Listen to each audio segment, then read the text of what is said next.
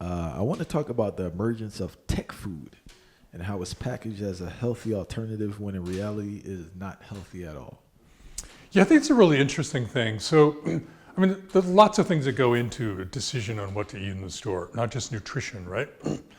You can decide not to eat meat because you care about the animals. That's kind of where I am on meat right now. Like industrial chickens, I've been inside those chicken houses. I can't eat that. Caring not about the nutrition, but the animals themselves. Before we move on, please speak about how bad it is when you go to these farms in regards to industrial chickens. Well, I did a story for the New York Times a few years ago where I actually went to an operation run by the government with taxpayer money, where they were trying to make farm animals more profitable.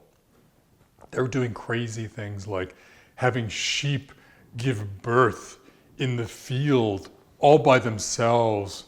And when I saw that happening, they were freezing, they were getting eaten by coyotes, because they were trying to save money on sheep herders, right? Let's save money, knock out the sheep herder, let the sheep fend for themselves, and hopefully at the end of the day, there'll still be kind of more lambs born and we'll save money, right? That kind of crazy thing, looking at that.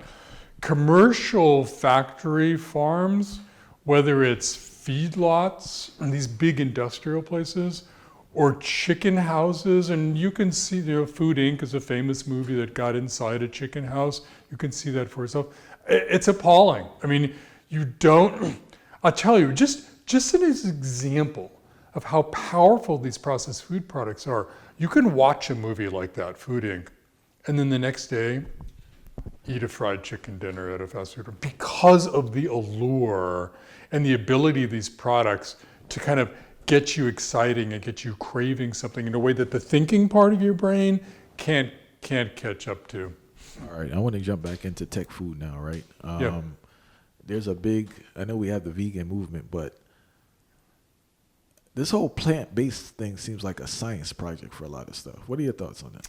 Yeah. So again, I think it's really good to kind of look carefully at this and try to figure out what problem are they trying to solve, right? So when you get to some of the plant-based burgers, I think the problem they were trying to solve was let's get the meat out of these things, right?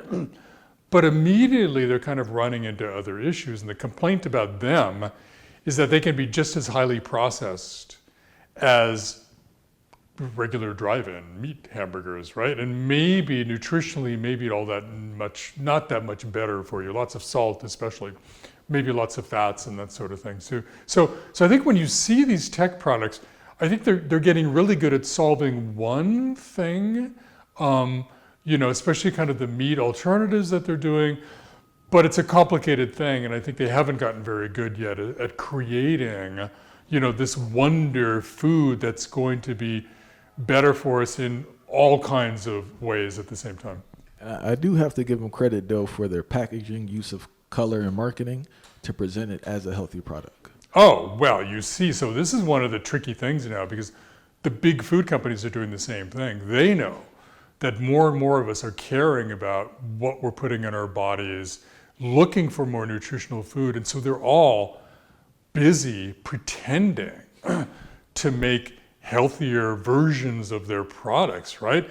So, for example, fiber. Fiber is kind of considered to be, something that can kind of help you gain control of your eating habits, fill you up faster so you don't eat too much, right? So what do these companies do? They started creating fiber in the laboratory that doesn't do that at all, but they're able to dump that in their products and increase the amount of fiber in their products without even having that kind of benefit. Protein is kind of a darling among nutritionists now, because in some kind of very careful diets, it can help you feel fuller, faster, and maybe control your weight gain, right? What does the industry do? They started adding a little bit of protein in boxes of sugary cereal, and then putting the word protein in huge letters on the front of the package, as if that's actually going to help us gain control of our products or not. So there's a lot of this trickery, I call it health washing, going on in the food industry now that's making it kind of harder for us to go through the aisles and really determine, like, is this a good product or this isn't a product? Which kind of goes back to the nutrition facts box. One of the bad things about that is it plays into the hands of the food industry, because they can adjust their levels of salt, sugar, fat, fiber, protein to kind of meet whatever we're concerned about at the moment. But you have to kind of ask yourself, right?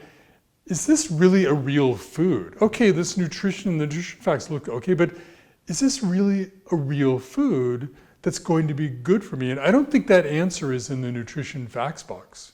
I think it's maybe in the ingredients, but I think you even have to dig deeper than that. Are you aware what companies are using as protein? What they're using as protein? To add protein into Well, a lot of it is sort of soy protein, because soybeans are so cheaply produced around the world. I think that's been their go-to for added protein is soy protein. And some version of soy that's fairly processed.